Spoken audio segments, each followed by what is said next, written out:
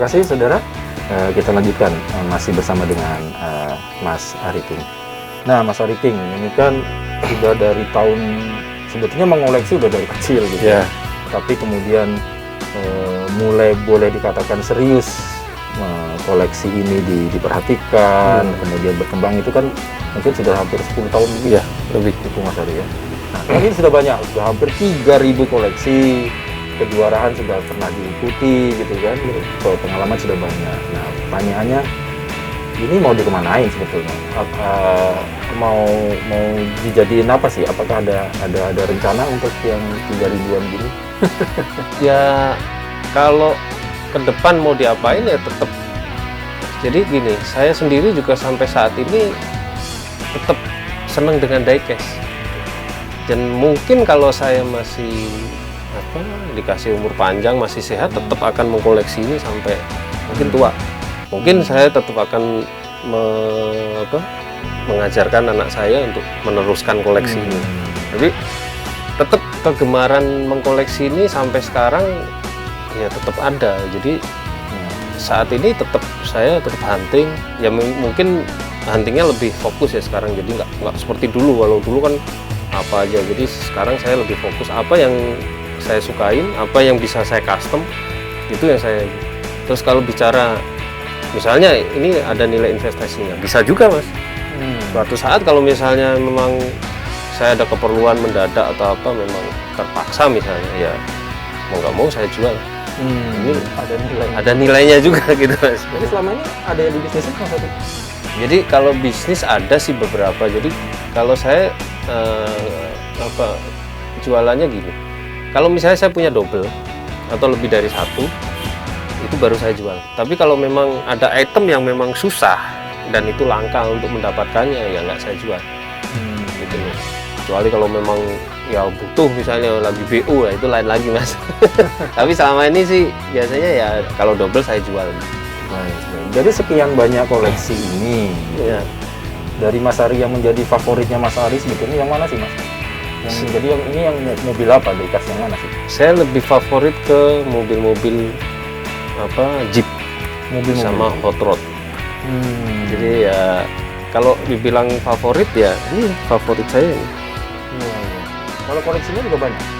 Ada itu serinya, ada beberapa, ya nggak banyak sih, cuma jadi karena saya gini loh Mas, saya itu gatel tangannya kalau ada mobil standar, saya custom aja gitu. Kalau di sini kadang-kadang bilang nggak sayang Om, enggak lah, kalau udah jadi customer kan lebih bagus kalau menurut saya sih gitu. Mungkin ada beberapa temen yang ya memang masih menyimpan ya seperti inilah, saya ada beberapa yang masih dalam blister gitu.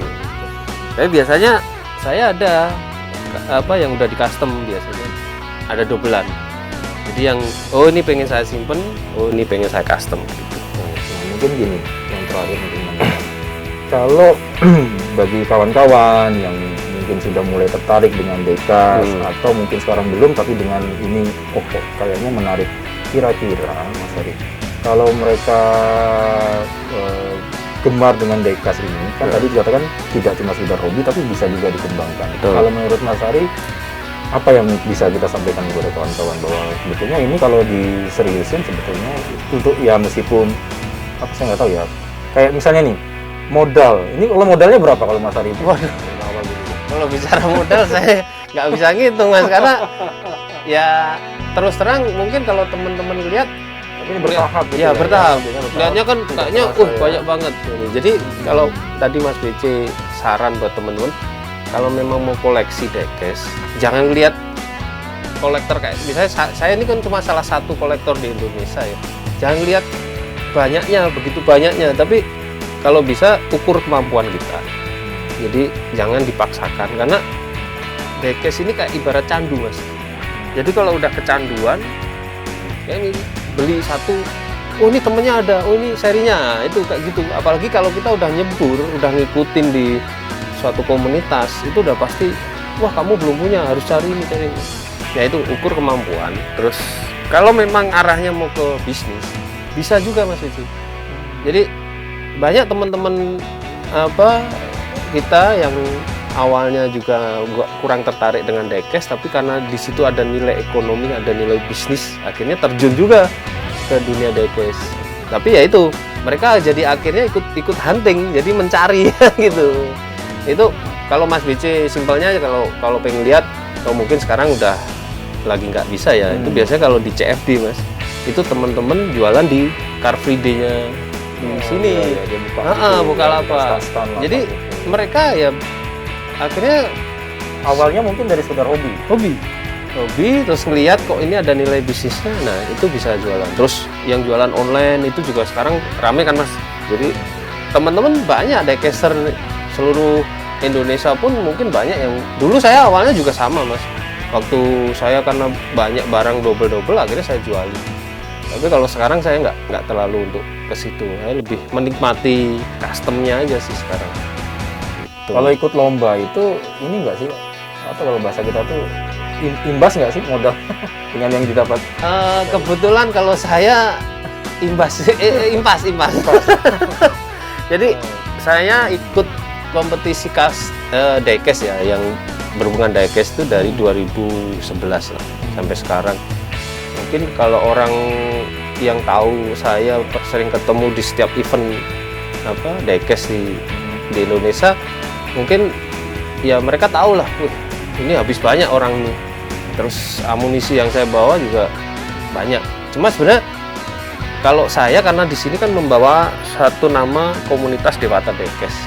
Jadi kebetulan saya yang bisa keluar kemana-mana. Jadi teman-teman, ayo siapa mau ikut? Akhirnya saya bawa.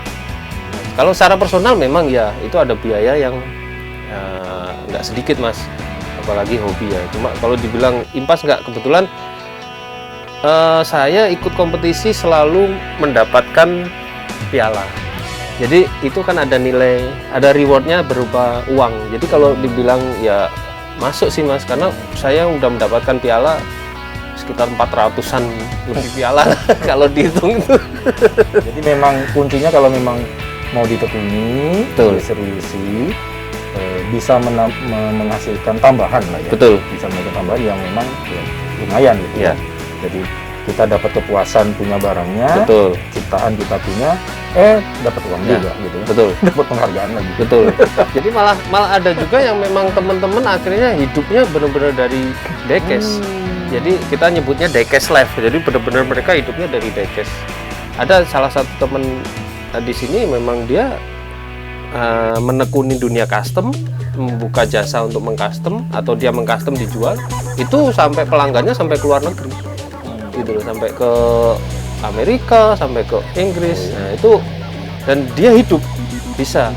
Tapi ya, memang tantangannya sekarang ini karena hampir semua daerah bisa mengcustom ya.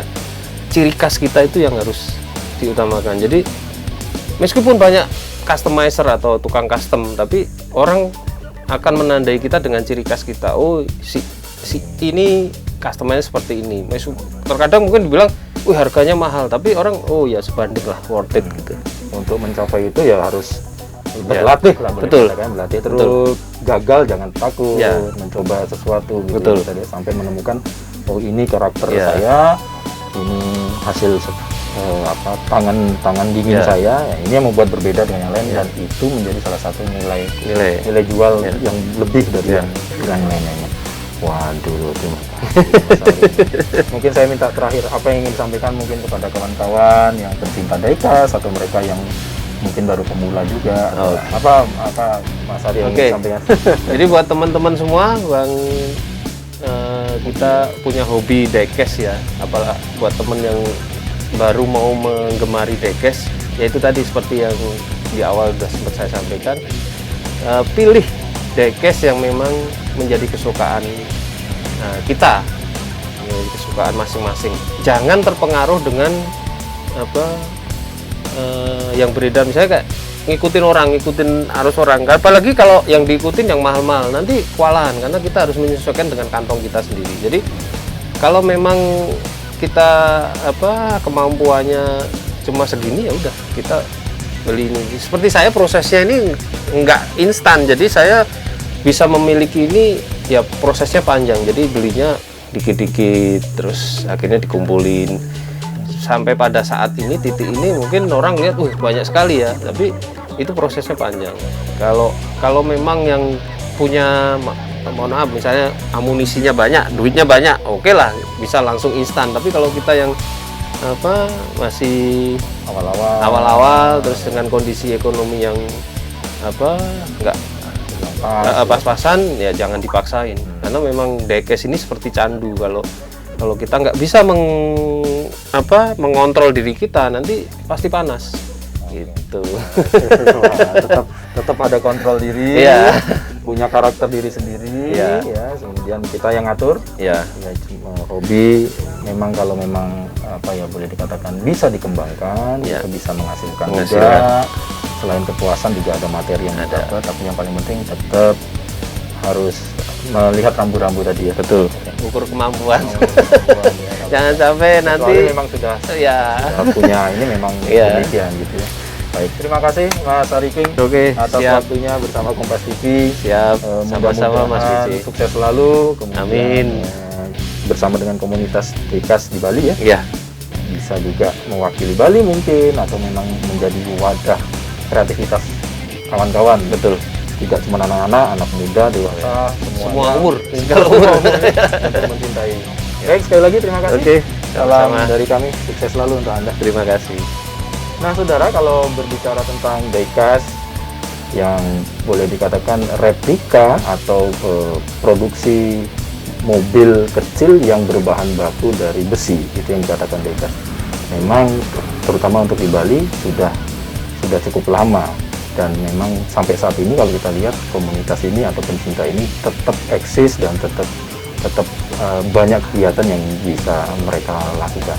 Kita berharap mudah-mudahan salah satu hobi untuk diecast ini selain memang menjadi kesenangan, tetapi juga boleh jadi kita sampaikan kepada Anda kalau memang mau dikembangkan untuk menjadi tambahan bisnis atau untuk menambah materi, tidak menutup kemungkinan untuk itu.